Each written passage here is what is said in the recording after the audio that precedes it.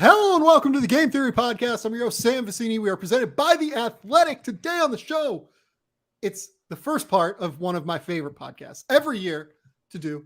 It's NBA win total over-unders with Robby Kalland. Robby, this is the first year on video. Yeah, I couldn't be happier. Here we are. I'm fired up. This is one of my favorites every year, man. I look forward to this. I messaged you a couple weeks ago. I was like, when's it happening, man? I know it's coming. I've had this on the calendar. So I did a calendar for the first time on the podcast. Look at you, all organized. I kind of locked it in for this week. I was like, look, we'll record this week. Maybe we'll release it this week. We're probably going to release it. This is coming out. The first part's going to come out on, I don't know, Saturday in the morning in the United States, maybe Friday in the morning. I'm not sure. And then the second part will come out probably Monday, I would venture, something like that. So we'll split it up a little bit. It's going to be one this week, one next week, but couldn't be more excited. It's one of the best podcasts that we do every single year on this show. Timberwolves fans yelled at us last year. Rockets fans yelled at us last year. They love me. The people love me. I get more visceral reaction off of this than anything else I do all year. It's great. I love it. I had a good read on both of those, but it's worth recapping what our overall success was. Our overall success last year. We went 4-4 in our actual things that we said we would bet on. We had, just looking through here, we had the under for the Heat that went over. We had over for Milwaukee that went under. We had under for Orlando that went under. So we're sitting at 1 and 2. We had over for Denver at 47.5. That went over, even though Michael Porter Jr. got hurt. That felt like a miracle. God bless Jokic. Yeah. 2 and 2 now. We had the over for the Lakers, which was the biggest abomination of that imaginable. Yeah. We had under for New Orleans. New Orleans had a great finish to the year. They still ended up almost 4 games under. They started 1-12, which was locked us in basically. Right. And then we had the under for Oklahoma City that lost by half a game. That's at 3 and 4. But in our lock of locks, the thing that we recommended, just putting multiple hammer down. The Houston Rockets, 27.5 wins. I asked you, or you might ask me the question, what number would this have to be at for me to bet the over? I think I said 20.5. And you would have still would have gone under. Still would have gone under. Rockets fans, that was a terrible number. Hated us for that. It was just an obvious one to me, I thought. Okay. There's not any that immediately jumped out to me like that one did last year on this year's list. There's not one that I was like, this is 6-7 games too high. Agree. This year is harder, but before we get into over-unders, I do want to talk about the Robert Sarver thing. And Robert Sarver is going to be suspended for a year. He's going to be fined $10 million for many transgressions, I think is the best way to put it. I have a list here, and we're going to read through it all because it's, I think, important for people to understand. And everything that I've taken here outside of the quotes afterward that I'm going to read out from LeBron and Chris Paul and the Players Association and everything. All of these things are going to come directly from the report, not from media coverage of the report. This report where I'm sorry, I want to get the name of the law firm that did this. Wachtell, Lipton, Rosen, and Katz. They did a report into these allegations of just really poor behavior from Robert Sarver, and it's pretty disgusting, to be honest. I don't know how you can read this report and think that Robert Sarver should be involved in the NBA moving forward. Again, just what was your immediate reaction when you read this? Yeah, I mean, well, the first thing was that Baxter Holmes nailed it, and so the first thing that came in, a lot of people, I know Malik Andrews highlighted it on the NBA Today, and a number of people highlighted it on Twitter, is when the Baxter Holmes piece came out, Sarver vehemently denied everything. Yeah, said we're going to be exonerated basically when the truth comes out or something. He was very much this is false reporting, and then this report comes out and corroborates everything. And there are a couple things in here where the report couldn't find corroboration while also not being able to like deny it. Say that, but right? It corroborated almost everything and found plenty of what it generally was talking about. And so like the first thing running through my head was, particularly after the Adam Silver press conference, was clearly the owners are not happy with the precedent they set with the Donald Sterling situation and getting him removed, and they don't want to do that. And we knew that. Mark Cuban said at the time of the Sterling thing, it was a slippery slope. Like that quote is from 2014 or whatever. And so that was the disappointing thing, because $10 million to a guy whose net worth is $800 million or whatever Sarver's is a pretty small drop in the bucket. A year suspension. I don't even know what that means for an owner. Like, does he? I don't even know how you. Does he not get revenue, or does it just mean he can't sit courtside and be at the offices? Yeah. Like, go take a year vacation is what it. I don't know how that practically even works, because if I was talking with a person who works for a team, on the in the front office side, right? So like, it's been rumored, for instance, the Suns have some interest in Bojan Bogdanovic, right? The way that they would acquire Bojan Bogdanovic is by adding like $3 million in salary to their budget, basically, which, given their luxury tax situation, would add like $6 or $7 million, something like that, to Robert Sarver's pocketbook. So like, what is this other owner just going to be like, hey, Bob, you're going to have to foot this bill for $10 million so we can go out and acquire a guy at the deadline? Like, is that, I don't do we really think that thing. Like Sarver's no not communication be involved in that decision? Like, I find it extremely impractical in terms of enforcing that. Maybe they'll find a way to do it, but I find it very impractical, which again is like a big part of why I have problems with this decision.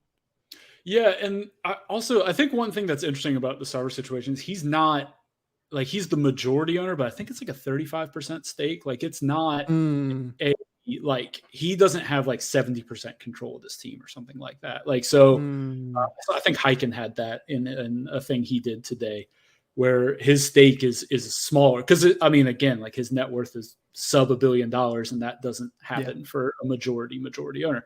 So I do think, I guess there's a unique situation there where maybe that's easier to enforce because there's more hands in the pot in Suns ownership. So they can kind of majority rule their way around it without him being there. But even so, like, I just don't know how it impacts him. Like, does he not get any of the revenue from this year? Obviously the Suns shouldn't be part of revenue sharing because they should go over the tax, but they could always dodge it if they want to. They're not, I don't think they can, but they're pretty far out. It would require like moving Chris Paul for like very little. That's what I started thinking. But like, I just don't know. I don't know what a year suspension means for an owner. I think it just sounds like a long time, I guess, to suspend somebody. So they did it, and I don't think it means anything to anybody, including Robert Sarver, who's like, okay, I guess I can't be courtside for games. Yeah, and here's the deal. So they, the NBA and Commissioner Adam Silver have authorized Sam Garvin, the team's alternate governor, to be the Suns' interim governor effective immediately. Zach Lowe noted that Garvin was among the members of the Suns/Mercury ownership group who signed a November 2021 statement backing Robert Sarver in wake of Baxter Holmes's story. And look, all of this, by the way, we've mentioned WNBA like twice now. Robert Sarver also owns the Phoenix Mercury, and the allegations in here, particularly with women, are incredibly demeaning. And disgusting. So I just want to read through this real quick. Okay. So everything that I'm about to say comes directly from the report from Wachtell, Lipton, Rosen, and Katz. Wachtell, Lipton, Rosen, and Katz, this law firm, spoke to a large number of people. They spoke to over 100 individuals who witnessed Sarver's statements or actions that violated applicable standards, and noted that the conduct was consistent over that period that he has owned the team. So from 2004 to right now, that's an 18-year term. They spoke to over 100 people. This is not like this is not a he said she said thing. This is a he said and they all said he said she said he said she said versus Robert Sarver here, basically. And look, like I'll note at the top, like there are people who defend Robert Sarver within this thing, but I find it hard to believe that it should overwhelm every single thing that is stated here. So here's what I pulled from this. The investigation finds that during his 18-year tenure as governor, Sarver is engaged in conduct that clearly violated common workplace standards as reflected in team and league rules and policies. This conduct included the use of racially insensitive language, unequal treatment of female employees, sex-related statements and conduct, and harsh treatment of employees that on occasion constituted bullying. Some of these transgressions, Sarver said the N-word at least 5 times in conversations that they were able to find, basically. Let's see here. Sarver used language and engaged in conduct demeaning of female employees. Among other examples, he told a pregnant employee that she would be unable to do her job upon becoming a mother, berated a female employee in front of others, and then commented that women cry too much, arranged an all-female lunch so that female employees at Western Alliance Bank, where at the time he was CEO, could explain to female Suns employees how to handle his demands. Sarver also commented and made jokes frequently to employees in large and small settings about sex and sex-related anatomy, including making crude and otherwise inappropriate comments about the physical appearance and bodies of female employees and other women. Over 50 current or former employees reported that Sarver frequently engaged in demeaning and harsh treatment of employees, including by yelling and cursing at them, that on occasion constituted bullying under workplace standards. The investigation, however, makes no finding, that Sarver's conduct was motivated by racial or gender-based animus. That's the part I don't get. How do you say racist and sexist stuff and it's not racial?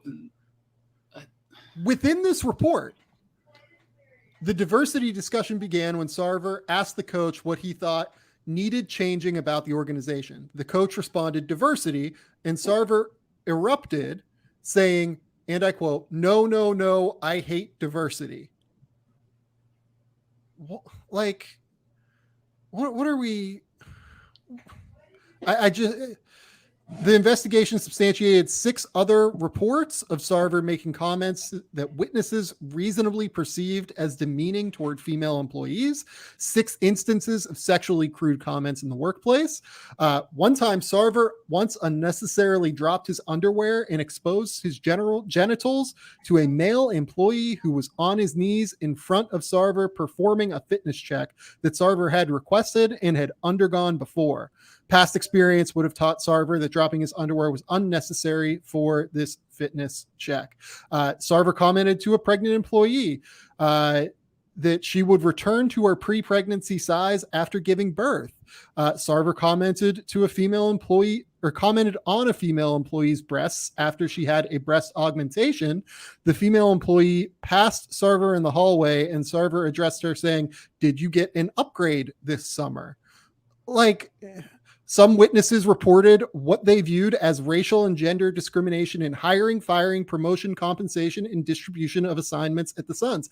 I have no idea how you can come to all of this information. It's about 36 pages of information. Right. I have no idea how you can come to all of what's here and say that this investigation makes no finding that Sarver's conduct was motivated by racial or gender-based animus. It's dumbfounding to me, to be honest. There are 36 pages here. Yeah, I mean, and the thing that killed me from Silver's press conference was he talked about how Sarver's evolved. Like he said, that's one of the big reasons that, and I was like, yeah, proof. And then he talked about how that was proprietary and there was confidentiality and why he couldn't talk about specifics of how he's evolved or whatever. But I think the report said the first instance where he was told you can't say the N-word was 2004 when he bought the team. there's like on record, like somebody told him like, you can't say that. And then he said it multiple times in 2017. That doesn't sound like an evolution to me. No. I mean, it doesn't sound like a person that has grown or evolved or anything. And so, yeah. Like Baxter Holmes reported 3 months ago that a woman left the organization, and I'm pulling this up as we talk. Let's see here. Baxter reported 3 months ago about a woman resigning as an employee of the team after raising gender equity concerns and misconduct within the organization. And look, as far as I know, as far as I can tell from Baxter's reporting, those allegations did not directly implicate Robert Sarver, but it all comes from the top down. And that's the entire point of what this report is. It just demonstrates that the culture filters top down, in my opinion, from this person. And I've seen some people saying like, Adam Silver's playing chess and trying to put all the info out in the open and trying to put pressure on him. I don't think look, maybe I don't buy that argument, to be honest. I think that this comes to Silver works, like the thing that people have to remember is Silver works for the owners. Like like same with Roger Goodell, same with that. Like the difference with Silver is he tends to put on a happy face, and he has a better relationship, I think, with the players than a lot of commissioners have in the past in other sports or do. Right. But when it all comes down to it, like there's 30 guys that sign his checks. Yep. And it's the ownership. And so when they tell him to go, like when he came out and everybody's like, oh, I can't believe how poorly prepared he was and that sort of thing. It's because there's not good answers for why you did all this. There's not a good answer for why this is different than what Donald Sterling did, unless you want to say Donald Sterling said it on tape. Unless you want to say that players were threatening to stop playing playoff games and we were going to lose money. And you know what? That was it. Here's the that thing. was the difference. Here's the thing. I've seen some people say if this was on tape, it would have been curtains and Robert Sarver would have been done. Henry Abbott got some stuff that Robert Sarver said on tape and released it last year. It wasn't nearly as inflammatory as some of the allegations within here, but it's very easy to imagine after seeing that video that it tracks with this report. And on top of that, the report talked to 100 people. They talked to over 100 former and current employees or like people associated here. Like unfortunately, it goes to the same thing that any of this happens is like, if it's on tape, like when the Sterling thing happened, they were running that tape on every sports center, on every single sports show, and you couldn't escape it. Like it was because it was so shocking and it was so forward and it was so blatant that it was a block everywhere, right? Yeah. Like it was, and you just played it and it was out there. And so it was in everybody's face constantly. And then on top of that, the players were like, we might not play, like they were seriously, because the Clippers were considering like, we're not going to play. Other teams were like, we might not play. And that was during the playoffs. So like the timing could not have been worse for the league to try and move around this in any way, shape, or form. Yep. And on top of that, there were plenty of history of Donald Sterling being a scumbag that was in, you had plenty of news articles about discrimination and this sort of thing. And it was very easy to put a whole lot of pieces together. But it really was the fact that it was those two things. And so what is most interesting to me right now is that we're starting to see the players. And it started with LeBron. And then you have Chris Paul, who plays for the Suns and who was on that Clippers team when the Sterling stuff was all happening. I forgot about that. That's he knows how he knows how this can impact the team. He knows all that. And it's going to come down to whether that pressure continues, whether all that. I don't think Adam Silver is playing chess. I think he got sent out there to be a meat shield for the owners. And I bet they're thrilled. Like, I bet they're thrilled that he went out and literally said that they play by different rules. He said that, and Mike Bass had to try to walk it back. They're talking about Adam Silver now more than Robert Sarver. Yeah, they're mad that he came out and did that. And so, and I don't think this is wrong, but like Ethan Strauss just wrote a whole thing on Adam Silver today and focused more on Silver. than Robert Sarver in the allegations, and that's gross. I think first and foremost, the story here is Robert Sarver, right? Fostering an incredibly unhealthy and disgusting workplace, right?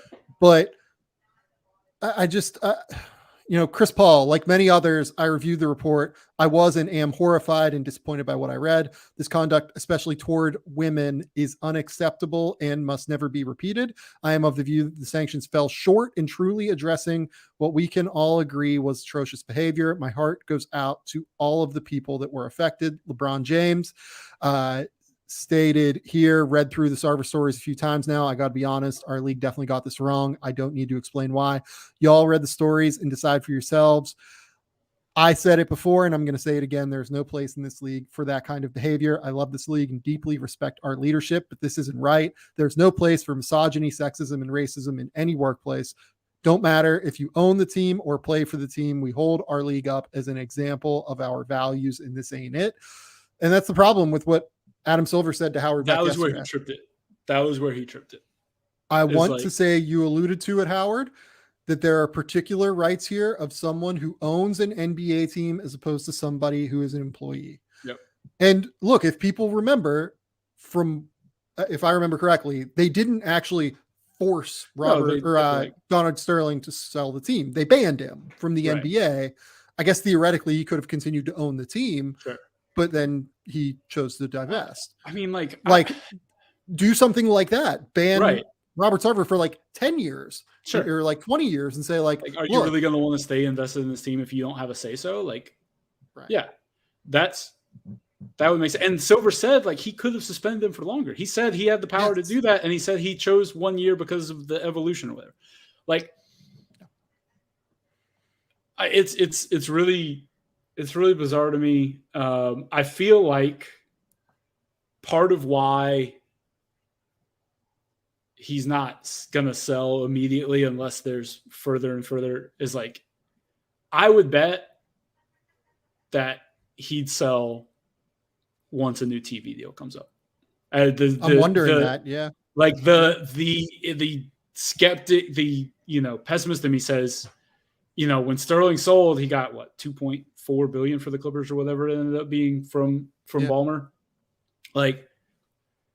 And like I said, he doesn't have a crazy high stake, but still, it's probably worth $1 billion or so now.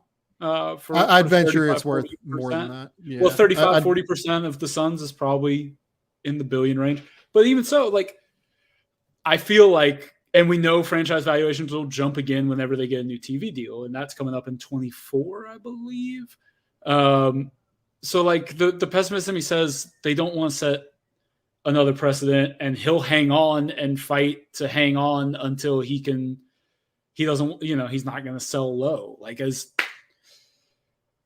that's how this works. That's the thing is Sterling got kicked out of the NBA and got $2 billion for it. There's you can't just take it away. Yeah. But these guys aren't going to he's not going to walk away. I mean, the one that gets forgotten is Bruce Levinson had the same thing happen right after Sterling. When he complained in Atlanta that the team's fan base was too black. And he was trying to figure out how can we get the white people in the suburbs to come to games? And that happened along with the Danny Ferry stuff. And he voluntarily sold because he didn't want the same backlash. And I don't think he wanted an investigation into him. So he said, peace, I'm out of here. Because I covered the Hawks at that time. I know. So it's weird that it's a different time when theoretically we should have progressed further. It feels like we've taken a step back in terms of how these people feel shame, I guess, towards this, where they're not just I'm going to bow out. He's just going to hold on to this team. He's going to come back. Unless it starts hitting the bottom line, we won't see it change. But I think we're starting to see the people that can make that happen. And it sucks that it falls on the players to make this happen, but they're the ones who, along with us in the media, to make sure that we talk about this when we talk about the Suns and talk about this when we talk about things. It's the players are the ones that can be I'm not going to go to Phoenix. Yeah. If guys are I'm not going to Phoenix, I'm not going to play for this team. I'm not going to play for this organization. Like that's what could tip it. What could make the rest of his ownership group want to be like, get out. That's it. That's the only chance. For what it's worth, only so many jobs in the NBA. You can't have that many guys who are going to, like, at some point, guys are going to take jobs. And I don't blame them. For what it's worth, the Bruce Levinson situation, Bruce Levinson stated in an email, the Hawks released the text of the 2012 email in which Levinson speculated that the team's black fans had, quote, scared away the whites, and that there were, quote, not enough affluent black fans to build a significant season ticket base. Quote again, I think Southern whites simply were not comfortable being in an arena or at a bar where they were in the minority. Again, like, absolutely disgusting. I will note again, Wachtell Lipton, Rosen, and Katz were the lead investigators in this as well, and stated that Levinson likely would have faced discipline from the NBA. That was pre-Adam Silver, no, it wasn't. No, Adam Silver was the commissioner by then. Yeah, 12 or 13 or whatever. Yeah, because it was right after the Sterling thing, and the Silver thing was. He just said, like, well, they had wanted to sell forever too, so like. Whatever. Yeah. That's the whole thing. No, but yeah, I mean, look, I mean, it's not, we don't see it directly in writing from Robert Sarver, I guess. And we don't see it, directly, but we have 100 people within this report that Wachtell Lipton, Rosen, and Katz talked to. Like, I struggle with this decision from the NBA. I don't get it at all. Like you said, they could have done that. The minimum they could have done is at least put a hefty like ban on him. Yes. Like at the minimum. The 1 year thing is just basically trying, like, begging him to stay. Yes. Like 1 year away, he's going to come back. The NBA is too lucrative to not. Anyway. Yeah. Win totals. Well, the 1 year, the thing about the 1 year is the Suns are genuine competitors this year. Mm-hmm. And can you imagine if Adam Silver had to hand the trophy to Robert Sarver? Like, to me, that's what the 1 year is about. I mean, but like, they're going to be theoretical contenders next year. That would be worse. But Chris Paul's older, and Chris Paul's older, but they're not going to be out of it. They're good. They're going to be good next year too. Like, probably, I wouldn't pick them to win, but I'm just saying, like, can you imagine though? Yeah, 1 year is not enough. Yeah. 1 year is not enough. It's gross. It is not enough. It is just not good enough from the NBA. And I wanted to focus 25 minutes at the start of the show, just reading off some of the things that happened here, because for sure.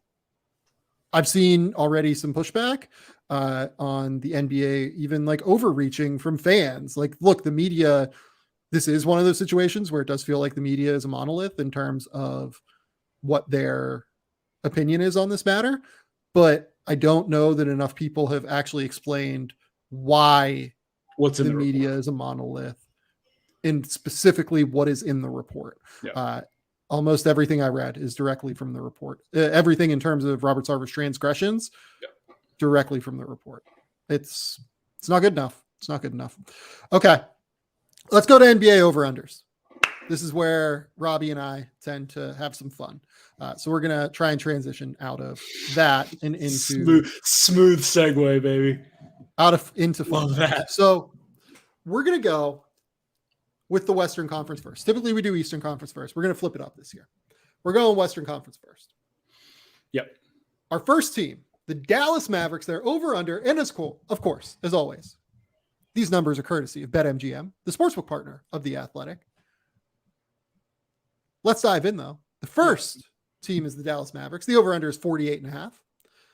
48.5. What is your immediate guess here, Robbie? I lean under. I'm terrified of it, man. Okay, so this is where I do my spiel that I do every year, where we'll tell you when we really like something. And then, like, we're going to give a pick on everything, but we're also going to tell you that this is just a lean. And we'll tell you again, like we did at the beginning, we had 8 actual plays last year that we both kind of agreed to lock up. We will tell you when we get to those. This is not one of them for me. This is a lean under that I'm terrified of because Luka Doncic is that dude. And if he's healthy and looks like Eurobasket Luka all year, that he might pull a Jokic and drag this team close to 50 wins. He could do that. However, I do have concerns about this Mavs roster that they didn't exactly upgrade much. Well, I think they downgraded the roster, to be honest. And they got worse. So you lose Jalen Brunson, you replace him with Spencer Dinwiddie, kind of, but I guess Spencer Dinwiddie, who was already on the roster, and trying to get Christian Wood. They're talking about Frank Ntilikina is going to play real minutes now. That's really part of their backup plan. And look, Frank Hive from Summer League 2018. Love that. Put Trey in clamps. The highlight of his career will forever be that game at Summer League.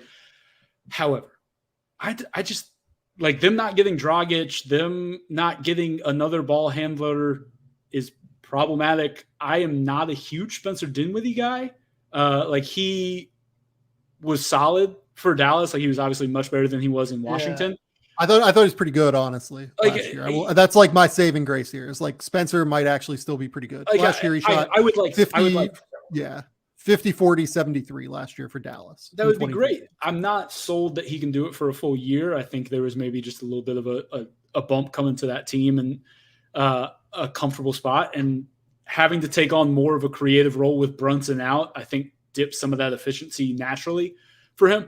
And then, Christian Wood, the jury's still out on him, I think, just because we haven't seen him in a position where he has to play on a team that's trying to win. He can put up some numbers. Don't get me wrong. I think he's a talented guy, but defensively it is an adventure. How much is Jason Kidd going to balance playing Christian Wood versus playing JaVale McGee when they need defense? Jason Kidd's already talking about bringing Christian Wood off the bench. Yeah, which sure that I'm skeptical of. I'm skeptical if that's a good idea. Right. I'm skeptical of how Christian would take that, to be honest. Yeah. So I really just don't know. There's so many question marks on this team for me outside of Luka. How does Tim Hardaway Jr. come back, and how does that sway things? Can he be a guy? He was not good even before the injury, really. He was struggling. And so there's so many variables to me that make me say, in the Western Conference that sees some other teams, I think, take a step forward compared to last year, Dallas is one of the teams that I would shuffle back a little bit from where they won 52 games a year ago. Obviously, this is building in a step back. I think this is 46 to 48 win team, which would lean me under, but it wouldn't surprise me again if Luka can play all year and be healthy. They could win 50 games, but I think it's more likely than not that doesn't. So I'm trying to figure out, do they play bigger? Is that going to be the plan? I think they have to, because they're going to have to play. They're basically going to play Spencer at the one some, and but then you have point of attack defense problems, and I'm fascinated by how this all. But how this all works. And here's the other thing too. Dallas last year, everyone associates Luka with incredible offense, and they spread the floor really well. They played small. They were the 15th best offense in the league last year. They were actually the 6th best defense last year, and they did it largely by playing small, playing aggressive defensively. Yeah, I think it's going to be a little bit harder to do that just in terms of mobility this year. I don't know where exactly this team's identity is going to fall next year. They were tough. They were physical. They were that's what aggressive defensively. That's what Jason Kidd builds, right? Maybe he is just that's what I worry about. Do they have the personnel? Christian Wood is a downgrade defensively. Jalen Brunson's not an incredible defender, but he's a smart defender. He knows where to be rotationally. And he's the kind of pest that Jason Kidd wants at the point of attack, right?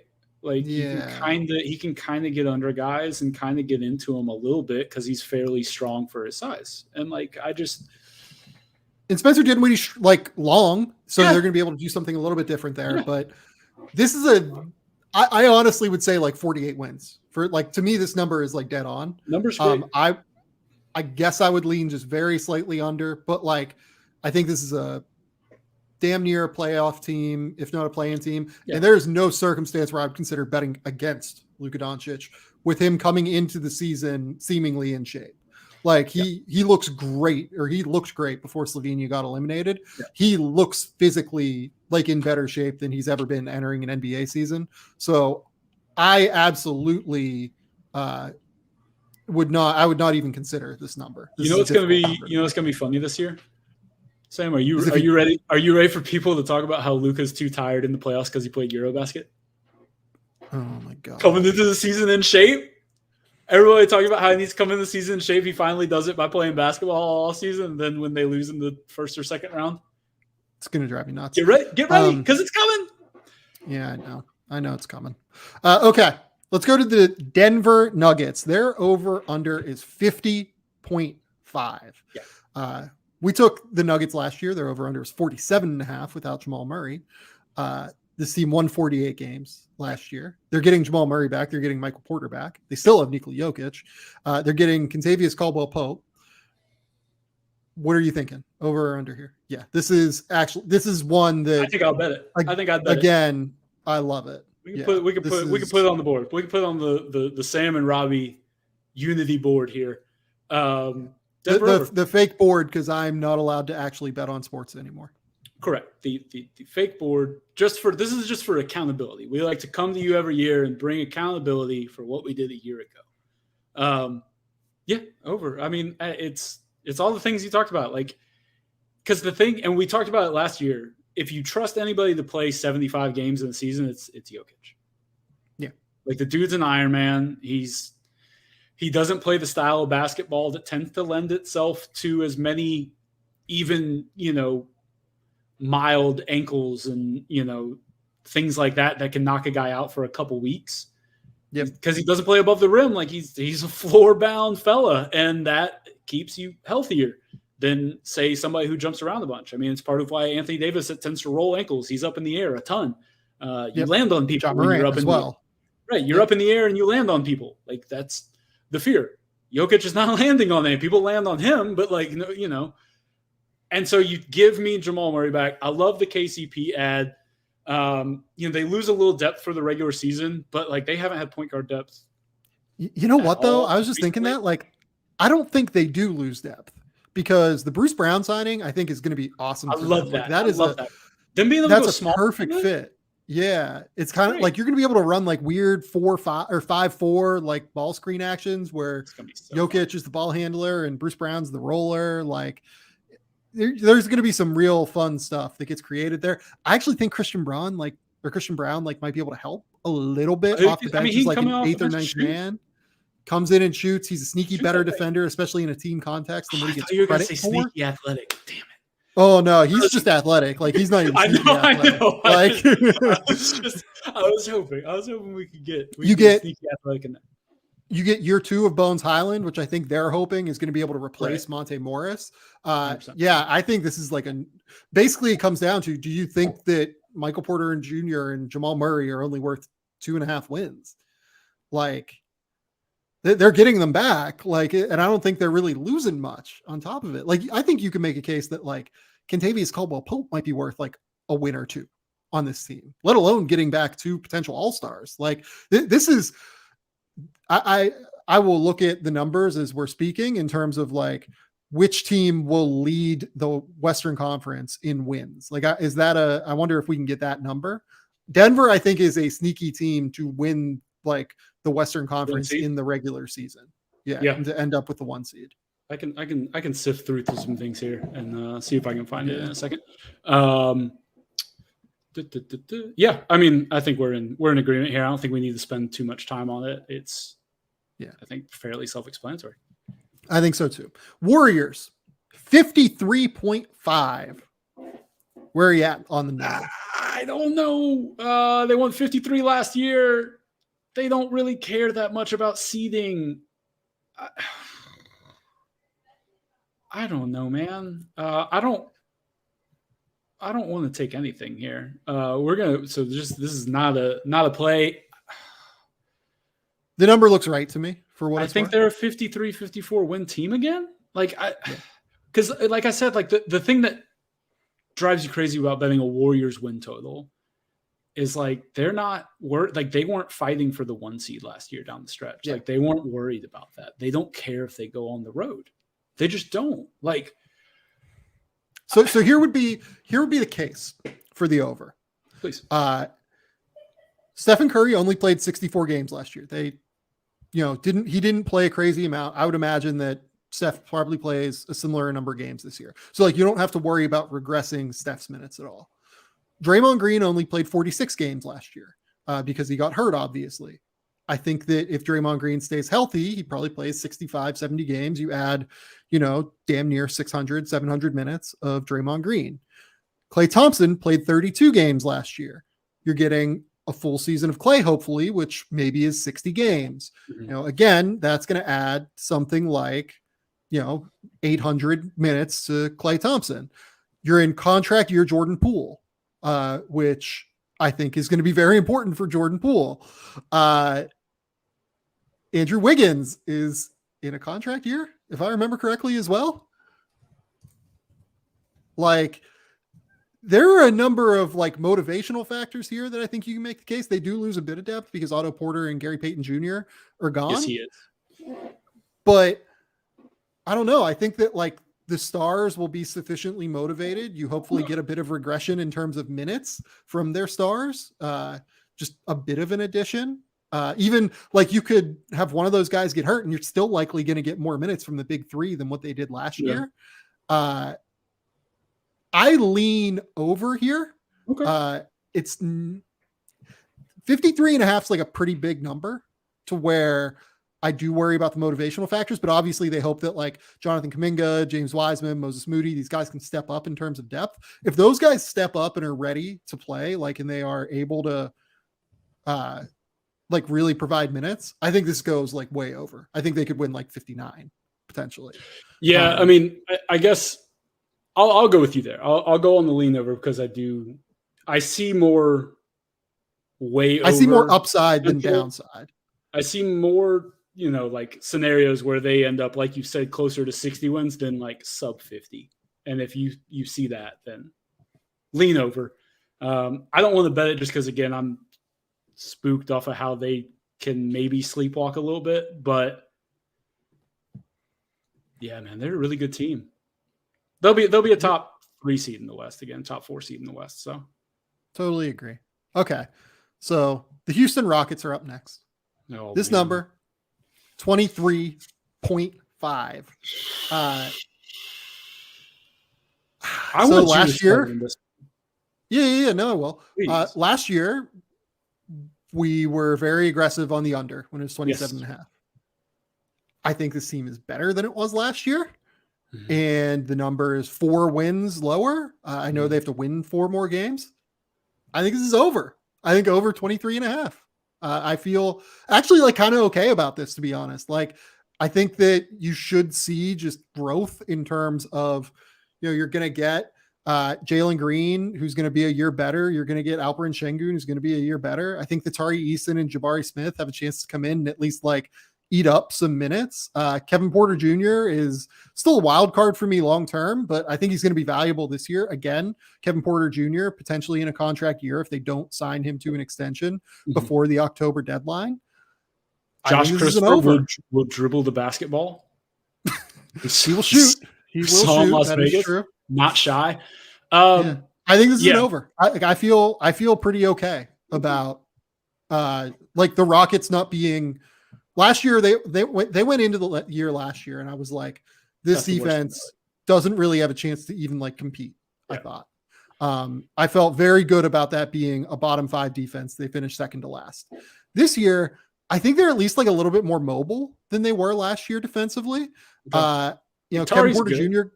got better defensively last year. Jabari's a good defender. Tari Eason's a good defender. Yeah. Like if they finished 20th defensively, that wouldn't surprise me. I don't know if I'd bet on that, but like that wouldn't surprise me at all. Steven Silas certainly wants more defensive effort than what he got last year. Yeah, obviously, but they have Jalen Green, who I think has a real chance to average 25 points per game. This is an over for me. I don't think they're a playoff team. I don't think that they're like, going to make the play-in tournament. But yeah, I think that like I think there's real reason to be optimistic about this number. Yeah, I mean, I think if you're talking about teams that like I think there's worse teams in the league, and they are sharing the worst number. I don't even think that this is close. Like I think they're a better team than San Antonio. Yeah. So yeah, I mean, you know what? Let's go over. Let's put it on the board. We might put this on the board. Let's put the Houston over on the board. Let's get weird with it. Why not? Let's be optimists. I'm in. We got plenty. You know what? I'm in. You've convinced me. Let's go. You convinced me. We do. We got a lot of unders coming here. So let's be optimists. I like everything you said. I'm fascinated to see how Şengün as the presumed starter goes. Like that's going to be a really interesting thing to watch, to see his development. I think my only concern for Houston, and this is not like necessarily I think this a little bit on wins, but more just like just let Jabari have the basketball some. Guards, please. Let's feed the big fella a little bit. There's a lot of guards that like the ball in their hands on this team, and then you have Jabari, who I think it does him a bit of a disservice. It was the thing that drove me crazy watching Auburn last year is when they wouldn't put the ball in Jabari's hands more, and I feel like I'm going to have some of those same frustrations watching. At least Houston has like better guards than Auburn did, but like I would watch Auburn and they'd go like 5 minutes without Jabari, the Katie Johnson, Wendell Green experience doing a set, and I'm like, something with the giant man they can't guard. Anybody. Or the other giant man they can't guard that also went in the first round. The big fellas. Just like drive me. And I'll be like, I don't watch a ton of college hoops, but I would just watch Auburn. I'd be like, come on, guys. Like, let's be realistic about who we are here and who's a guy and who's not a guy. That's a guy. The other big fella, he can dunk everything. Give him the ball some too. But I just, watching Summer League, I had some PTSD from the Auburn stuff where Jabari was just out on an island in a corner waiting for a basketball to come his way. And I think part of the problem for Jabari is like, Jabari, I want you to be a little more assertive. I want you to grab one of those little fellas and say, give me the ball. Give me the ball. You just got to grab one of them. You're bigger. Remember that. You just let them know. And again, I don't necessarily think that's a win-loss thing, but that's just selfishly like that's just you just want to see him succeed. Like I just want to see like the man, like when he's given the opportunity, he sometimes does absolutely insane things, and I would like to see that more often than necessarily Josh Christopher dribbling and shooting all the time. Yeah, no, I'm with that. And look, again, Kevin Porter Jr. contract year could result in some of that. I think he's really good about like distributing last year, and Kevin Porter took a leap last year, like no question. I'm worried about what that looks like long term, but I think that in terms of his talent, you can't really deny that he took a leap as a shooter, took a leap as a defender. He's a good passer. Like there's a lot there. I would just hope that he and Jalen Green and the number of guards that they have in their backcourt get Jabari involved a little bit more. But this isn't over, and I think I agree. Put it on the board. I'm with you. This is a more talented team than what they had last year, and they should be better. Okay. Look at that, Rockets fans. We're in. Like, seriously, Rockets fans think I like dislike the Rockets. I don't. Like, everyone knows that like Cole Zwicker like used to like be on this podcast every week. I want Cole to be happy. Like, I want the Rockets to be good. Seriously, like I really root for the Rockets because like Cole is the best. But come on, guys. Like they weren't very good last year. That's okay. And that's okay. Be this year. But that was also the plan. Like that's the thing that drives that's always funny to me. It's like the plan was to be bad. We picked you to be bad. Here's the thing. Like Rockets fans, I think, hadn't really experienced like pure disaster in a while. Right. Because James Harden was change. Always going to make you good. Sure. So I think there was just a bit of adjustment, and that's okay. Fair. Right. That's it's fair. totally fine. Yeah. Okay. Let's move to the Clippers. The Clippers over under is 51.5. This is another one for me. This is over for me, and it's on the board. Yeah. I mean, maybe it's not. Maybe it's not on the board. Here's the issue. Is as always with the Clippers. It's like, how much are they all going to play? But like here's the other thing is they're so deep. Yes. I get it. Yes. Trust me, I get it. But I'm still scared because I'm very scared. Kawhi and Paul, will they play 120 combined? If they play 120 combined, this is going way over. Smoking this it. Is like, oh yeah. Yeah. This is a. But you get. I think over is the side. If they would play 70 games each, I think they win 59 games. Like I think this is. You could talk. I think talk me into a Clippers, along with Denver, a Clippers 1 seed bet. Yeah, it's a high variance bet. Sure, but yeah, like they have that outcome here. Like I was talking to Cole Huff on the previous podcast about this. We were trying to figure out like who on the Clippers is the best bet for 6th man of the year. Like Norman Powell was unbelievable in the 5 games he played for the Clippers last year and is like an incredible scorer. Mm-hmm. Do they start Marcus Morris or Robert Covington? Mm-hmm. Like, is it Luke Kennard or is it, like Terrence Mann in the backcourt? Is it like John Wall is an incredible backup point guard idea, I think, like, and there will be like a real desire to see John Wall succeed, especially after all he's gone through in the last year. Yes. So like, we were trying to figure out like who's John Wall comeback player is like the lock of locks. I think so too. But like we were trying to figure out, and then they have Nick Batum as well. Like, do you start Nick Batum at the 4? Do you start Marcus Morris? Do you start Robert Covington? Do you play Paul George and Kawhi at the 2 and the 3 with Reggie Jackson and then one of those bigs or one of those forwards and then a true big? Like, do you play small? This team is absolutely loaded. They have more than enough depth to make up for one of Kawhi or Paul George being out. Mm-hmm. It just can't be both of them. Correct. And if they have, so the Clippers last year, for reference, they won 42 games. This is basically getting a 9.5 win boost by Paul George playing more than 31 games and Kawhi Leonard playing more than 0 games. Yes. And getting, a full season out of Norman Powell, like getting a full season out of some of these other guys. Like, yeah. And John Wall being an upgrade on Eric Bledsoe, in my opinion. Like, there's getting more than 23 games out of Robert Covington. Like, you can go down the line. I think there are a number of reasons why you would take this over. And I am a believer in it. Let's go. Yeah. Let's throw 3 overs on the board before we storm through unders. Yeah, that's true. Let's get weird. This one's a mate. It is a maybe for me because the injury. I think we put this in the memorial spot for the Lakers we had last year. Let's get one stupid favorite that we just go in on. Let's do it. Well, you remember last year too, what our other dumb thing was. We had over on Brooklyn too. Yeah, we did agree on that. Yeah, that was dumb. We didn't put that on the board, but that was dumb. That was. I think I talked you out of putting that on the board. You did. So I appreciate that. You were like, yeah. Because I asked how many games would Kyrie have to play. Oh boy. For you to take the under. Turns out 27 was the answer. Oh my God. Oh goodness. Okay. Let's go to the Lakers. 45.5. So we go from this Clippers team with 2 superstars with all of the depth in the world to this Lakers team that their 3rd best player is Patrick Beverley. Their 4th best player is it's probably Russ, I guess, right? Russ might be their 3rd best player and their 4th best player is Pat Bev, but like, yeah, I don't know. We significantly overrated the idea of what Russ was going to bring them. 100%. We were like, yeah, he's just going to come in and be regular season Russ. Yeah, he was not. Yeah, man.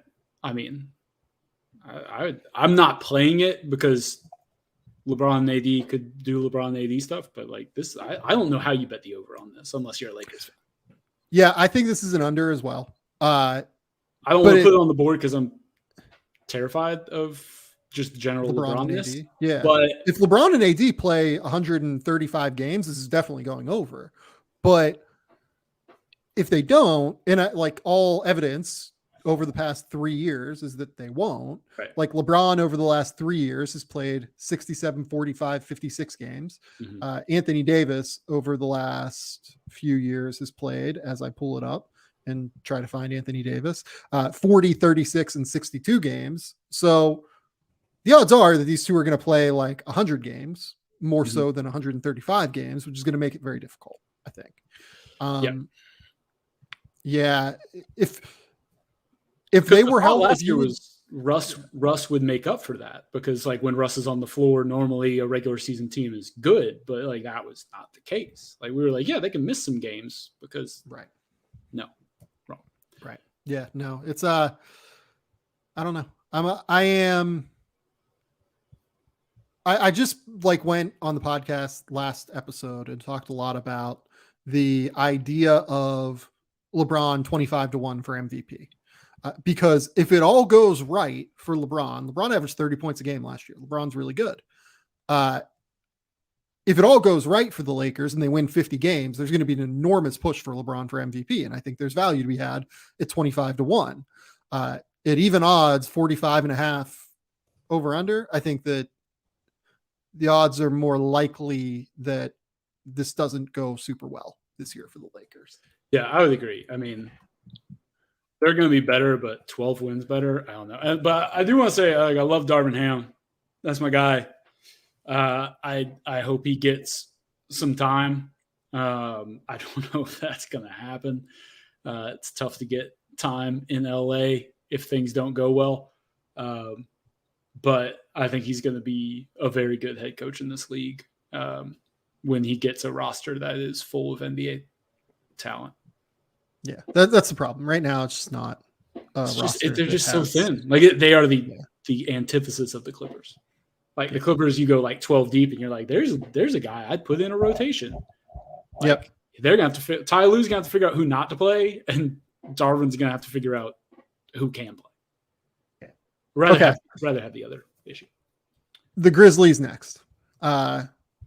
This number is 49.5. This is a significant drop off from what they were at last year. They were 56 win team last year. Ja Morant obviously took the league by storm, and you're not even really expecting, like, if you are someone who believes Ja Morant is just not going to get through a full season, Ja Morant only played 57 games last year. He didn't get through a full season last year. Yeah. Yeah. Jaren Jackson, though, played 78 games last year. And Jaren Jackson is very important for them. And he's going to miss at least the first half of the year, it seems like. Something in that ballpark. Yep. I will say, though, Dylan Brooks only played 32 games last year. How much did that hurt? Yeah, I don't know. In winning basketball games. Like with being able to play DeAnthony Melton and Tyus Jones and other guys like that, I don't know how much more Dylan Brooks and less DeAnthony Melton is a positive in terms of winning a lot of games. It's more fun. Like it's more high variance. You're going to have more highs, but you're also going to have more not great games. Questionable decisions. We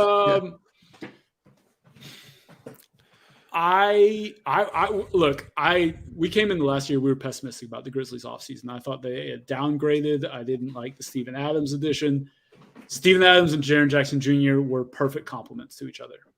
The way that Adams can anchor a defense and be in the right position and allow Jaren Jackson to flow and be the best version of a center fielder was tremendous to watch. And they worked so wonderfully together. Also because Steven Adams is the screener that Jaren Jackson Jr. isn't. So he helped Ja Morant tremendously. Without Jaren, how much do Steven Adams' deficiencies now show up in the mobility, in the ability to cover on the perimeter? Because you had Jaren to cover on the back end. If you pull Steven Adams out, Jaren's still down there somewhere and is going to rotate over and be a deterrent at the rim. Yeah. Yeah. You're going. I mean, Brandon Clark, I guess, theoretically steps into that role, right? Yeah. And like I like Brandon Clark, but he's not Jaren Jackson Jr. Just not as big or as long. Like there's a significant difference. And so he's just not the same kind of rim deterrent. Like he's a hyper athlete. I think you put him in that role, and I think he can succeed some. But how much does it translate? I think this number's correct. I think this is probably a 48-50 win team. I think I would maybe lean under. I think they overachieved a touch last year, but they also just might be one of those teams. We talked about this in the past. They might be one of these teams like the Torontos of old, like the Portlands of old, where they just win 4 games every regular season. They're not supposed to because they care. because Ja Morant is going to have them. And they do. And that is full credit to them. It's why I would not touch this as an actual bet, but I will lean under with, again, offering the full respect to Ja and the way that they play and how hard they play gets them in the conversation for 50 wins. And it's kind of crazy that we say that considering how important Jaren Jackson Jr. is. Like, that's how good I think they are as a regular season team. They have things to figure out come postseason time because, like all those other teams, everybody's trying their hardest every game in the playoffs, and it levels some of that. And so they have some deficiencies they've got to pick up in the postseason, but that's not what win total is about. I'm going to say I lean under, but I'm scared of it and would not be surprised they win low 50s. So I think the number is right. To win this, you have to get to 50. I think that what that would require is a big leap from Desmond Bane. And I think Desmond Bane is going to make a leap this year. I think that good point. He's going to be like a 22 point per game scorer who shoots like a crazy number from three. And I think he's going to be awesome. They lose DeAnthony Melton and Brandon Clark. Or not Brandon Clark. I'm sorry. No. They lose DeAnthony Melton and Kyle Anderson. My brain froze for a second. I was like, wait, was I wrong talking about Brandon Clark all that time? No. Brandon Clark's there. I was like, okay. They lose Kyle Anderson. Yes. They're expecting, I think, that John Conchar and someone like Jake LaRavia, maybe Zaire Williams steps into more minutes, guys like that can make up for Kyle Anderson. I think it's a reasonable bet, to be honest. Okay. If you think Ja Morant is going to play more than 57 games, I feel okay about it. I still, it's a stay away for me. If I had to lean, I think I would lean under just slightly, but like, again, this is somewhere between a 47 to 52 win team, probably. I mean, that's where I'm at. And again, like, I don't want to, like, we're not locking this up. No, we're not. We're not. But more importantly, they won so many games last year, and like that, you were just like, how? Maybe they just do that. But it's through effort. It's through effort and being like professionals and being. These are the guys that the Grizzlies draft. I've talked about it for years. This is what they do. They draft high character, emotionally intelligent competitors. Like those are the three things that like really matter in terms of finding guys that like fit within their locker room. And it shows throughout their draft history. You can just look at it, and those guys tend to win you regular season games, point blank. And trivia time, real quick though. How old is Steven Adams?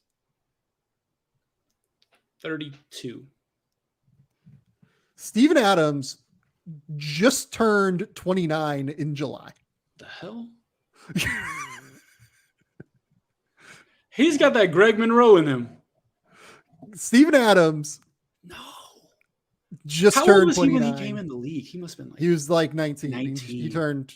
Or no. He might have been 20, but he came in after a one and done at Pitt. Yeah. Man, 29. He's 29. He's been in the league for almost a decade, but he's 29. That's pretty wild. That is wild. I mean, again, that's that Greg Monroe. Like, Greg Monroe's been 35 for a decade. Yeah, that's true. Steven Adams. It's because he's always looked like he's just like, because he's built like a brick house. Like, he's a monster. He's enormous. I still love listening to NBA players talk about Steven Adams setting screens on them. Like, just like being the strongest human being on planet Earth. Jimmy Butler complaining about running into a Steven Adams screen still kills me. Like, yeah. No thanks. It's the best. Okay. So we've promised unders here, but we're still not going to get there because the Timberwolves are up next. This number is 48.5. I think this team has a real shot to be a very good regular season team.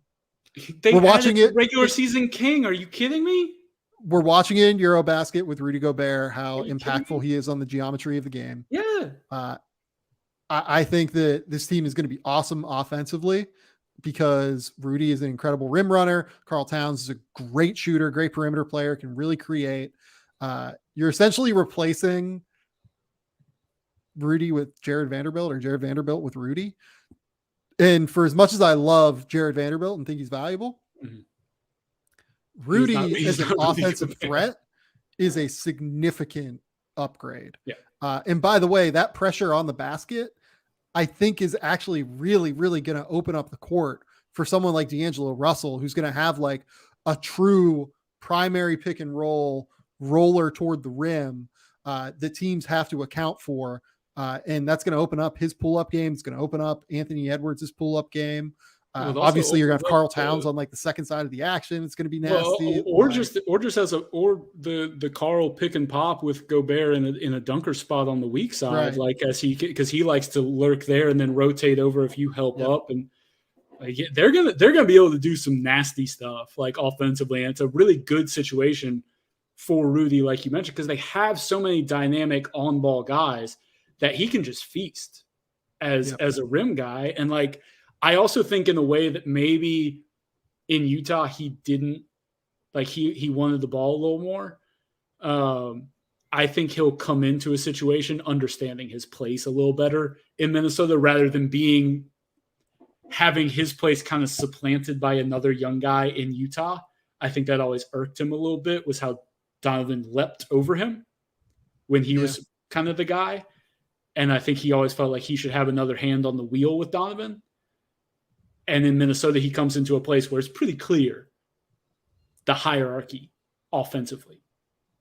You got Karl and you have Ant, and then you have D'Angelo, and then you have Rudy. Like, it's pretty clear to me. Maybe it will be. Maybe it won't be to him. But yeah. But by the way, as we're talking here, just like 7 minutes ago, we talked about this to start the episode. But I was trying to figure out how to mention this to you.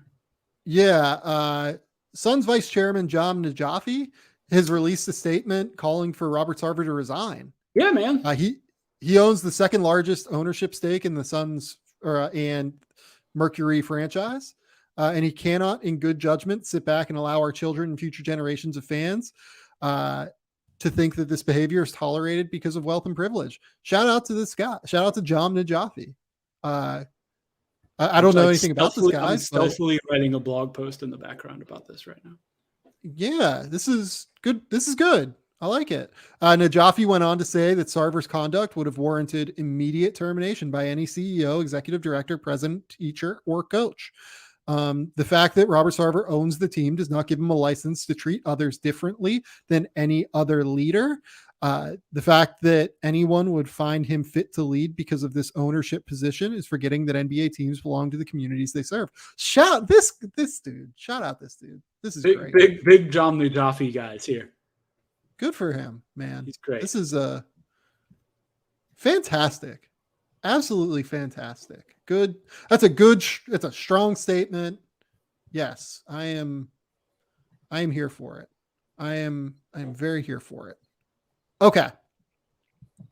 Now transitioning back out of this toward the New Orleans Pelicans. The Pelicans over-under is 45.5.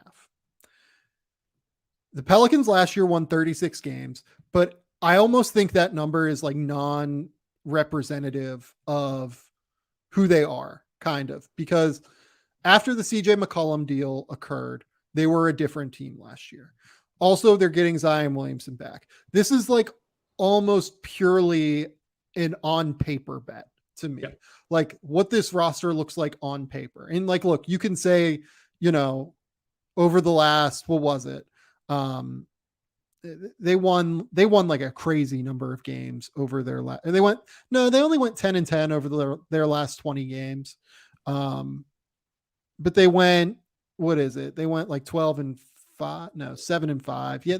They were just like a slightly above 500 team last year. It just felt so much better. It felt so much better, didn't it? It really did. Like as you were reading those, I was kind of surprised that they were that flat.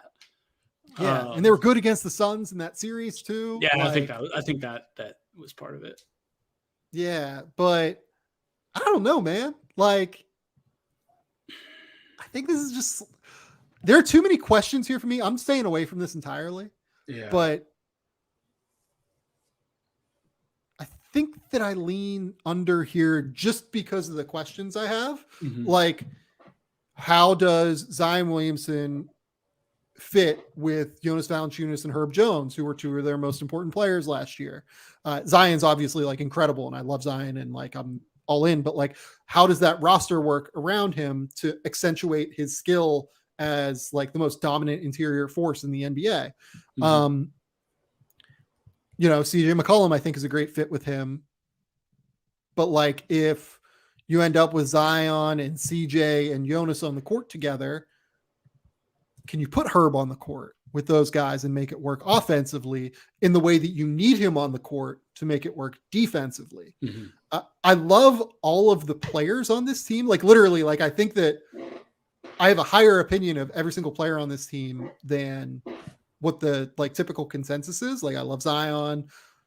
I love Trey Murphy. I love Herb Jones and loved him in the draft. Like I really like a lot of this roster quite a bit. And then obviously like, we haven't even mentioned like Brandon Ingram. Like Brandon Ingram only played 55 games last year too. So like, you're getting more minutes from Brandon Ingram probably. How does Brandon Ingram work with Zion, by the way? I think we still have some questions there. Like, I don't have a good feel for what this roster looks like. Mm-hmm. So it's just like a pure stay away from me in every regard.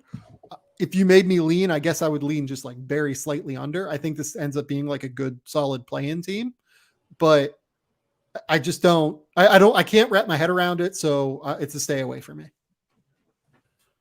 Yeah. I think like I want to lean over. Like I'm with you. I think that's a stay away. Like I think I might want to lean over just because, like you said, like I do believe in a lot of these pieces. I think Willie Green's a really good coach too. I think we saw him like the way he kind of put things together on the fly last year, I think was really impressive, and I'm excited to see what he does. So I actually trust him to kind of figure out how to put some of these pieces together and get that buy-in. I think he was impressive last year. Hawks legend Willie Green, by the way, loved covering that guy. I'm gonna lean over. I'm with you though. I would not bet it just because there are enough questions about everything. But like, I don't know. I could see this team winning 46, 47 games. I could too. I absolutely could. Yeah. Like if Zion is who we think he is, and if Zion can ball, like, you get 65 games of Brandon Ingram instead of 55 games of Brandon Ingram. You get a full season of CJ McCollum. The thing is, they were like 1-12 out of the gate. Like, yeah. If they can just don't do that, then maybe we're talking about how this is a team coming. If they split those and go closer to 500 in that opening stretch, we're talking about a 4, maybe even if they go 4-8 or whatever, it's a 40-win team, and maybe it doesn't feel like as big of a jump like this. Like it feels like you don't like to jump 10 wins and just like you said, it's an on paper bet because it's such a wash from last year. I feel like it would feel a little better if they hadn't absolutely been miserable to start the year. So I'll take an optimistic outlook on the Pelicans. I see everything you're saying, but I love their dudes. I think they have the depth to navigate some injuries now. Like I think in the way they didn't, like you can run, like if CJ's out, CJ needs to sit out, like you can get Trey Murphy some shots up. Like you can get him some opportunity on the ball a little bit too. I want to see that a little more. And I think the fact that you have 3 guys now that can have the ball at 3 different parts of the court allows you to be pretty variable. And the fact that you have CJ, you have Brandon, you have Zion, like you can be pretty varied in how you attack defenses. And I think that's going to be a fun thing to watch because those guys score at 3 very different levels. Like CJ and Brandon occupy a little bit of the same space, but in different ways in the mid-range. But like the way Zion pressures the rim, I think opens up so much else for the rest of them. I'll be a little optimist. Let's say 46 wins for the Pelicans and a slight lean over, but I'm not locking it up. Like, is it out of the question that they have 2 top 20 guys in the NBA next year in Zion and Brandon Ingram? I don't think so. I've been, if Brandon takes a leap, like that's not out of the question. I don't think. Like, could Brandon Ingram take a step towards being last year's Jason Tatum offensively? Yeah, probably. Like I think that, like defensively, he's not as big and he's not as physical and strong. Like he's not like soft, but he just doesn't have as much mass. But like offensively, like I think if you're looking for where Brandon Ingram, like what that leap looks like, it's Tatum last year. Well, it's the shooting. It's the pull-up shooting. Like he needs to be a better pull-up shooter in the way that Jason got to be just like totally lethal as a pull-up 3-point shooter. Like if Brandon would have that, it'd be gross. He shot 33% from 3 last year, though. Didn't take like a crazy amount of them. But that's like the next part of his game. He's a great passer. He's obviously just incredible at using his length to get into that mid-range area and shoot over the top of guys. And he's a great mid-post player. Like I love Brandon. I think I'm very, very high on Brandon. Yeah, but he's impressed me. Like, I mean, like really, like coming to New Orleans, it was kind of like what is this guy exactly, and what role does he play? And I think last year the most impressive thing, especially in that playoff series, was like he's doing it on a good team. That was always is he a looter in a riot situation? Is he just piling up points on bad teams? And he went out there and he was efficient in that playoff series, and he was a killer in a couple of those games against the Suns. Like they just had no answers for him. Yeah. And I think he's a stud. I'm a big Brandon Ingram fan. I want to see it more. And I'll buy in on the Pelicans. We both were kind of out on them last year. The Zion stuff was spooky with the foot and all that. But look, the CJ trade, I was not sure about it when they made it. Worked out great. Good on them. Yeah, I think that I lean just slightly under, but like this is the most variable number to me. You could tell me the team wins 50 games and I wouldn't be surprised. I just personally can't wrap my head around what it looks like right now. I think I need I'll to say this. I think I look at them in a similar light as the Mavs. They just don't have Luka. Like, right. I think in terms of like, how are you fitting all of these pieces together?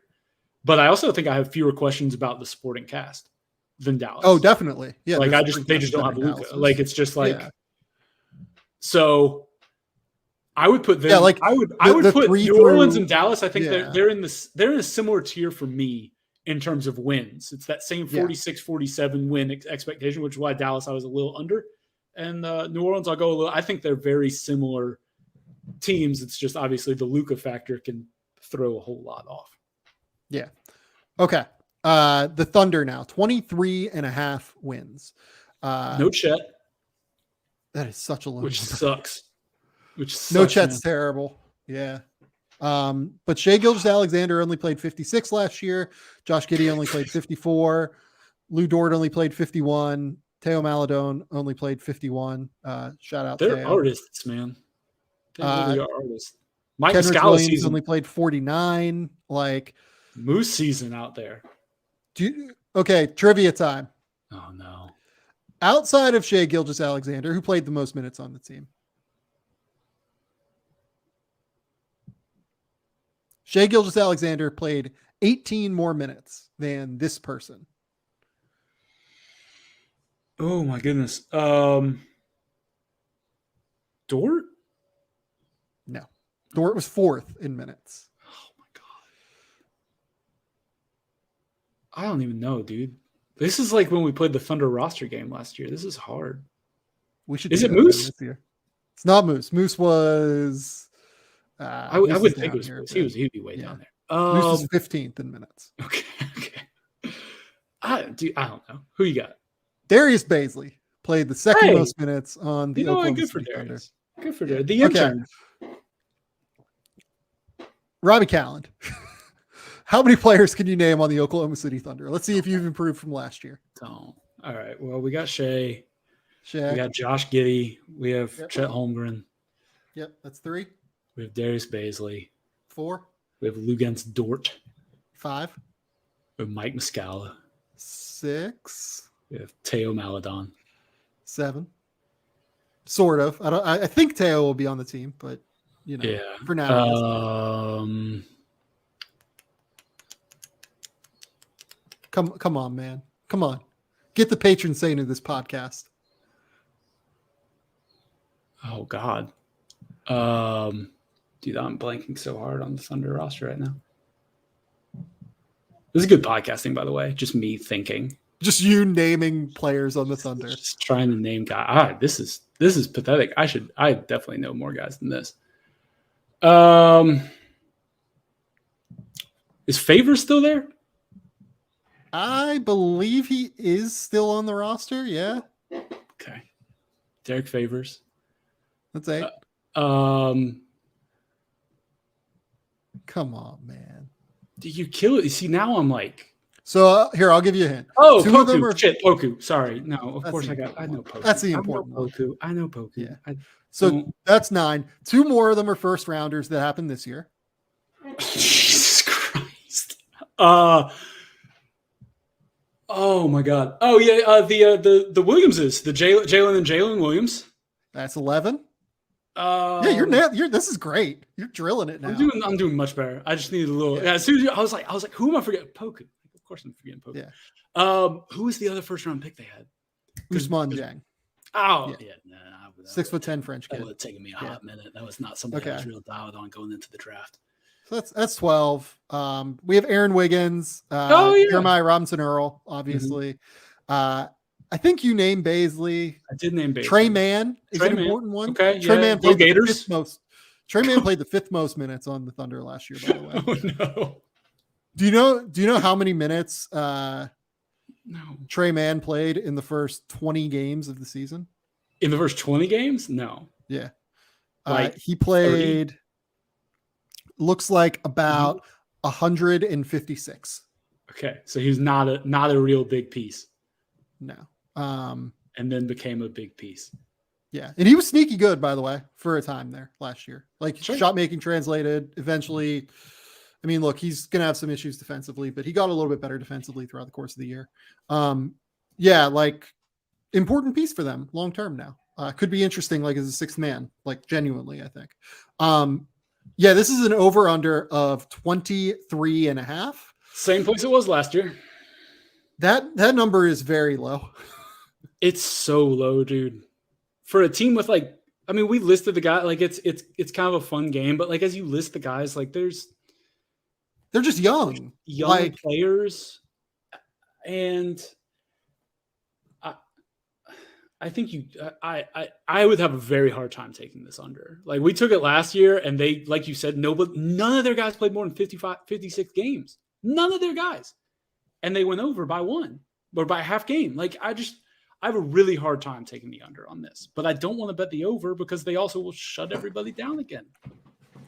My sneaky thought is that they're actually going to try this year. They're not going to. I don't think that they're going to pull the we're shutting Shea down unless Shea gets hurt, right? Right. I don't think they're going to do that this year. I hope not. I think at some point you got to do something. Yeah. Maybe I'm wrong about that. Maybe I'm misjudging the situation, but I don't think they're going to pull the let's shut Shea down. Let's shut Lou Dort down. I think that they're going to compete. These guys are competitive dudes. They draft competitive human beings. I think that they go slightly over here. I'm staying the hell away from this. I don't want to bet. I don't want financial investment on the Oklahoma City Thunder, but I'm with you. I would have a very hard time taking this under. Yeah. Okay. The Phoenix Suns, 53.5. This is a pure stay away for me. If you made me say a number based on the talent they have in their roster, I would say over. Yeah. But this situation is just too. I don't know what's going on. This is for Minnesota fans. The vibes are horrendous, man. It's just a bad vibes organization right now. They killed me last year saying that about Minnesota. Shouts to Anthony Edwards. He's turned that program around. I like how I call him a program, like a college team. Yeah. Phoenix. I think Ant would appreciate that. Yeah, I mean he's turned them around. Yeah.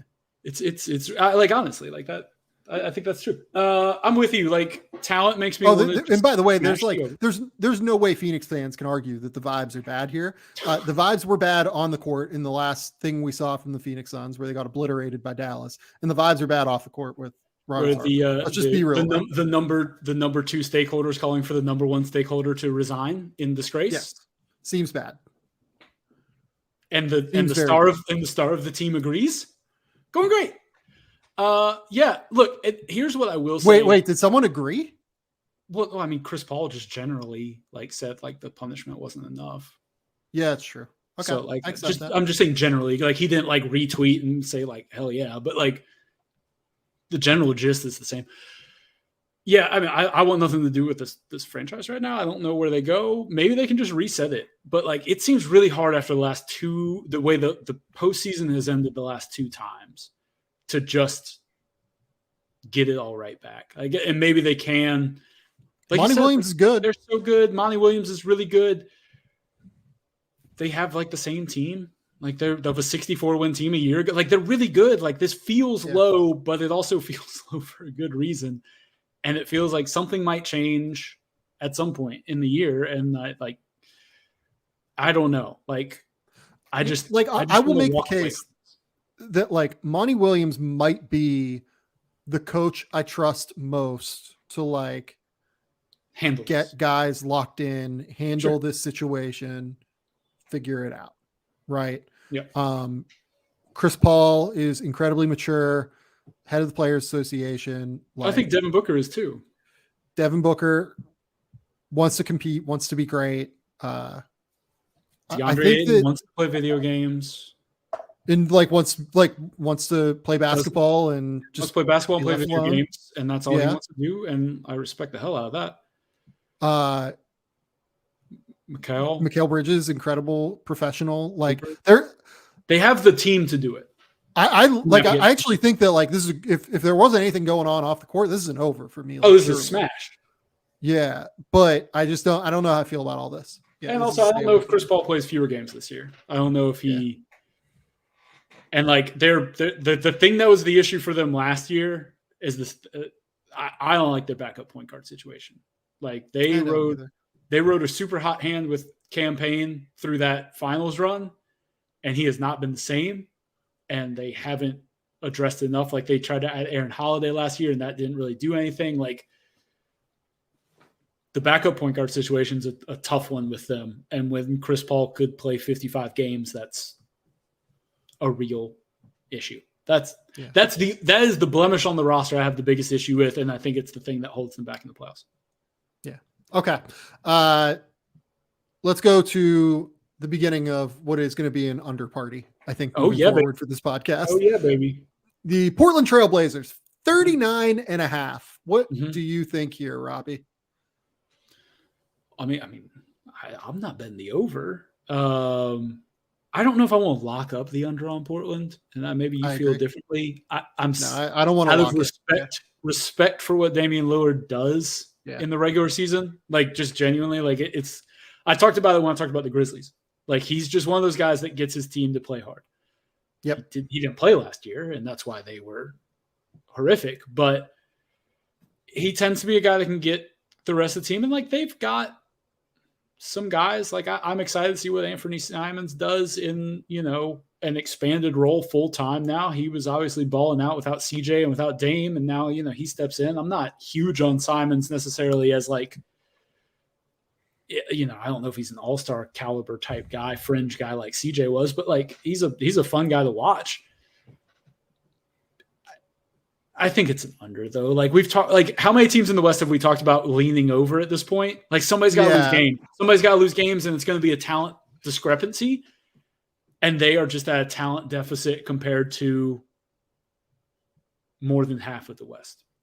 Yeah. So this is kind of the way I'm thinking about this. So the Blazers are 10th in terms of like win total over under here. Mm-hmm. They are 39.5. They are in 10th place. Mm-hmm. The last few years, the 10th place team in the West has won 36 games, 33 games.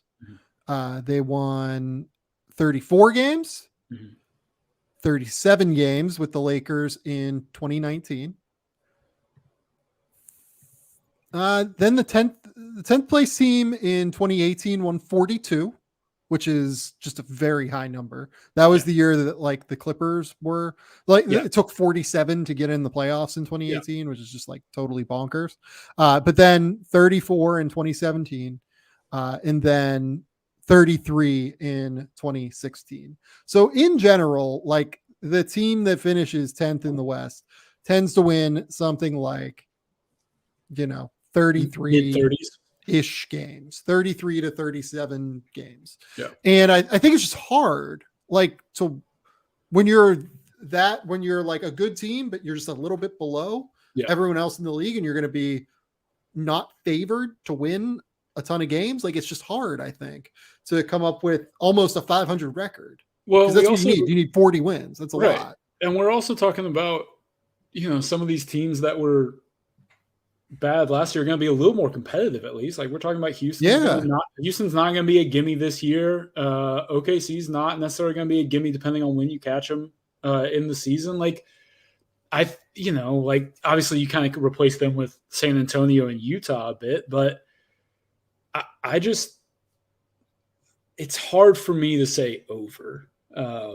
And say they're going to win 40. I think, like you said, like, it just feels more likely that this is a 37-win team and is the last team into the play-in.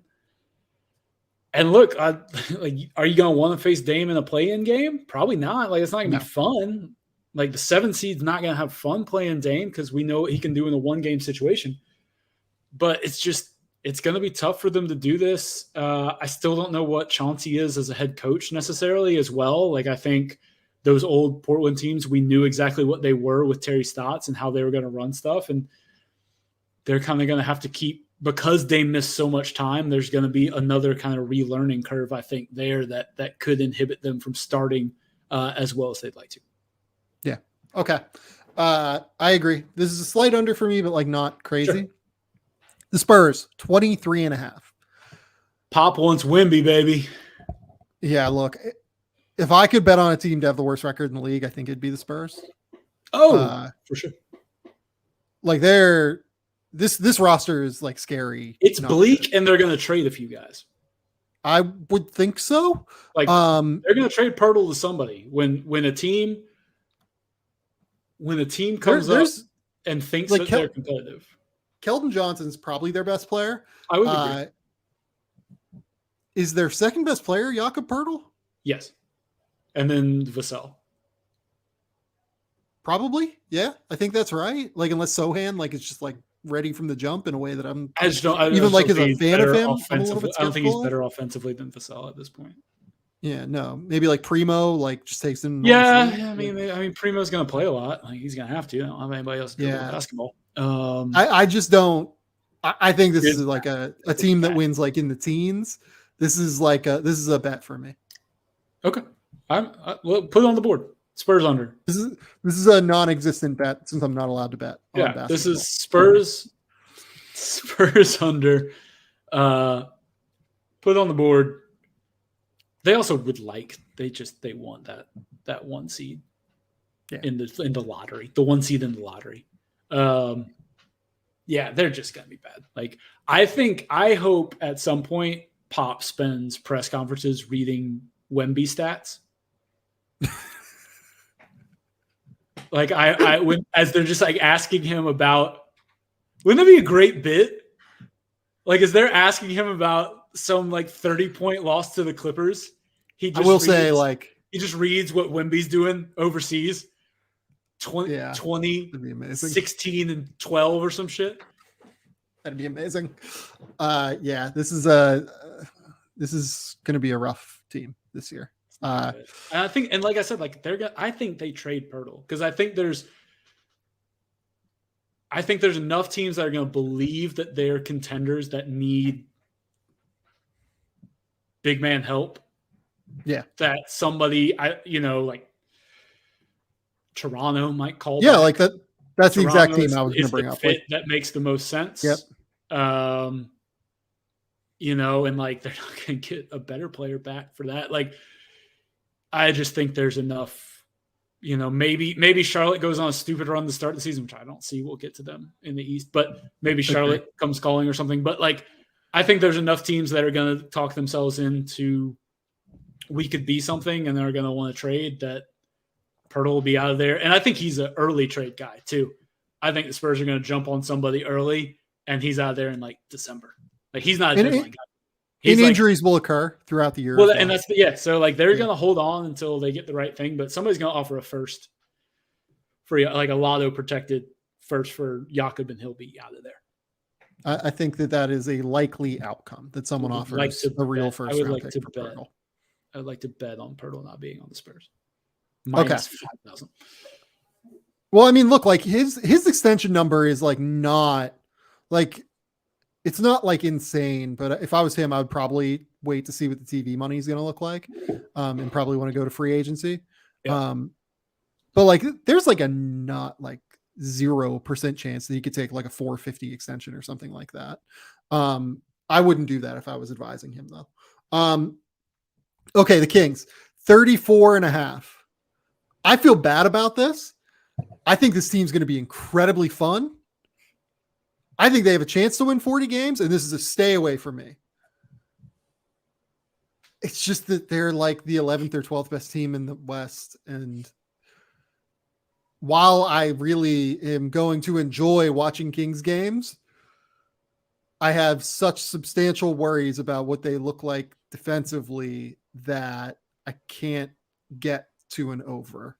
As much as I'm going to enjoy watching Kings games, as much as I want the Kings to be good, I just can't quite get there.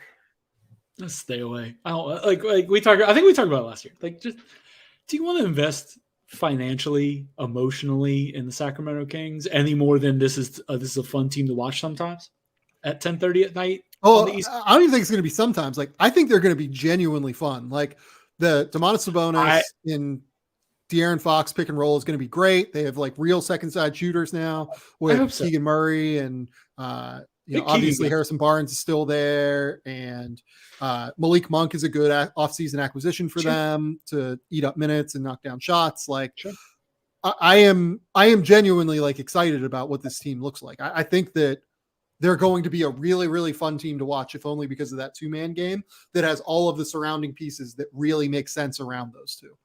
I can't quite get to a situation where I think their defense is going to be sound enough to where this works, unless Mike Brown is just defensive god warlock in a way that, maybe he is, but it's going to be funny because like that's why they hired him, and they're still going to be bad, and it's not going to be his fault. It's just look at that roster. Just stay away. Just stay away. This is a mid-30s win, low to mid-30s win team, but like again, same thing with the Blazers. Like, just not a lot of spots where you get wins every night in the Western. Really in either conference. Like, it's just going to be competitive next year in the NBA. Like, it's the same as last year where there's not enough teams that are in full on rebuild right now that like, there's like 6 teams that are rebuilding, maybe fewer that are like committed to it. There's probably like 4 teams that are committed to a rebuild right now in the league. Yeah. Like I would say Utah, I would say Houston, I would say the Thunder, Spurs, the Spurs, Indiana. Yeah. Although Indiana's kind of thinks that they might not be that bad, but they're going to be pretty bad. Detroit's going to be kind of spunky. Yeah. Like the Magic are going to be kind of spunky. Magic are going to be spunky. Franz season. Yeah. We're going to talk about them later. Yeah. No. So I think there's probably 5-6 teams that are, but like that's 24 teams trying. Somebody's got to lose games that's trying. Yeah. Unfortunately, history tells us the Sacramento Kings are usually one of those teams. Yeah. I genuinely want Sacramento to be good. Like I really do, and I think the trade last year. I mean, like giving up Hallie was a lot, but like I like the idea of pairing Fox and Sabonis. I've litigated that enough on this podcast to where I don't need to do that again. Because I'm trying to be positive about the Kings, despite saying I'm under here. Sorry. I don't mean to bring the negativity into a safe space. Like I genuinely think that this is now like a competently put together roster. I really like the close of the year from Davion Mitchell. I think if this team was like in like 2020's iteration of the NBA, they're probably a playoff team. I just don't know that right now they're a playoff team. Like the other thing about this year is like, it feels like there's more talent than ever in the NBA. Like this season, particularly, it feels like the talent level is just so high across the league. And as much as I like this team, as much as I like and think this is going to be a really fun team to watch and a competently built team, at least offensively, I just don't know what it looks like at the end of the day. I don't know what success looks like here for them. Cause like, even if they do have like a top 9 offense, I just don't know that I can get to where they're like I don't know where they're getting out of the 20s defensively here. Yeah. And they might win 37 games. Like there's a real possibility. Sure. I think stay away from you could talk me into the Kings being not that far off of the Blazers if things shake right. Yeah. But like knocking on the door for the 10 seed. But like we said, that still is usually a 33 to 36 win team. So I'm not trying to lock it up. And that's also like the higher end of their outcomes is that there are some lower ends that are not good. Yeah. So let's get to the last one. And here's the other thing. We'll get to the last one real quick. If one of Sabonis or Fox gets hurt, particularly if Sabonis gets hurt, I think they're in some trouble. I know they still have Rashawn Holmes on the roster, but like, I think that they are putting a lot of their offensive viability in the Sabonis basket. And if he's hurt, it becomes a little bit trickier for them, I think. Sure. Let's move on to the Utah Jazz. Their over-under is 24.5. Look, for full transparency, this number is not on the board with BetMGM. Superbook has it, as Robby pointed out to me, at 24.5. For obvious reasons, this number is not on the board because we don't know what this roster is going to look like in a week, potentially, maybe 2 weeks, maybe in 2 months. I don't know. They're going to make deals. They're going to get rid of some of these veterans on the roster, you would think. And I don't know what they're going to get back for them. Here would be my question. Yep. Do you think this is an over if they keep the current players on the roster? Yes. I agree with you. I think this would probably be like a 29 to 32 win team with the current players. I just don't know that I see like Mike Conley and Jordan Clarkson and Bojan Bogdanovic like being on this roster long term. If they like shut down Lauri Markkanen in February or something, would that surprise you?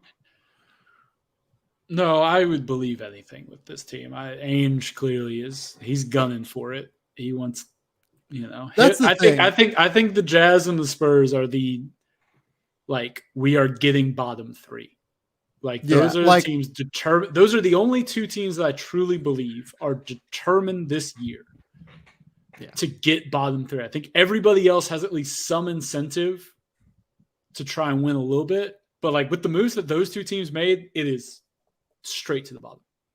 Yeah, and like you can sell yourself on like Lauri Markkanen and maybe Colin Sexton is good and Talen Horton Tucker is like takes a leap and rebounds. Figures out how to play on ball or figure out how to play off ball. I'm sorry. Maybe they get something like semi-useful for Bojan Bogdanovic. And Jared Vanderbilt's really good. Like I really like Jared. Maybe Simone Fontecchio, who's had a really great Eurobasket, comes in and like plays well for them from the jump. Like you can sell yourself on this team being more than a 24 win team. Yeah. I just don't think that they want that. Yeah. Like I don't think they're going to want that. This is a stay away because we just don't know anything. Like there's a reason this is off the board. And it's because the books don't know anything. Like nobody knows what this looks like. Like I think 24.5 is kind of a punt number from Superbook because like it's possible this team should have the worst win total. Like it's possible this team should be with San Antonio and the rest. I don't know. Like again, like they have guys now, and if they wait to make trades, but I don't think they will. I don't think wants that. If they wait till the deadline, like they could smoke this and be a 30-win team. Yeah. But I don't think that. This is a stay away. This is a pure stay away. This roster is so in flux. Just don't do anything with it. No, okay. Our picks here. Mavs under, Nuggets over, Warriors. We kind of split, I think. Like you were leaning like semi under, it felt like, but like purely stay away. I was over, but stay away. Rockets over, Clippers over, Lakers under, Grizzlies slightly under, Timberwolves over, Pelicans split. I was under, you were slightly over, Thunder. I don't know. Like, I think we were just like kind of right around the number. I didn't want to take an under. I think we leaned over just because like that number's so low and they got there last year. Suns purely stay away, but I guess lean over. And then Blazers, Spurs, Kings, Jazz under. Our ones that we like the most were the Nuggets over 50.5, Rockets over 23.5, Clippers over 51.5, and the Spurs under 23.5. Yes. I also I would be willing to put the Wolves over on the board. Like Rudy's that good, man. I thought about that too. We kind of stopped talking about the Wolves one because our guy Suns recommended that I'd be willing to put the Wolves, which would be weird because we came in this talking about how we have unders, but I think maybe that's more to the East.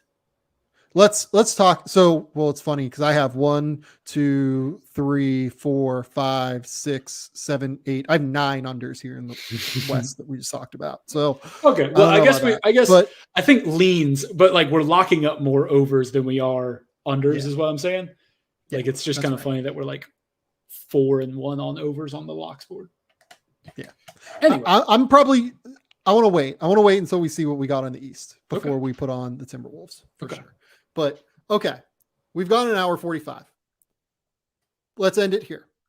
This next one will not be as long because we've got no Robert Sarver news to talk about. I would assuming he doesn't resign in the next 2 hours.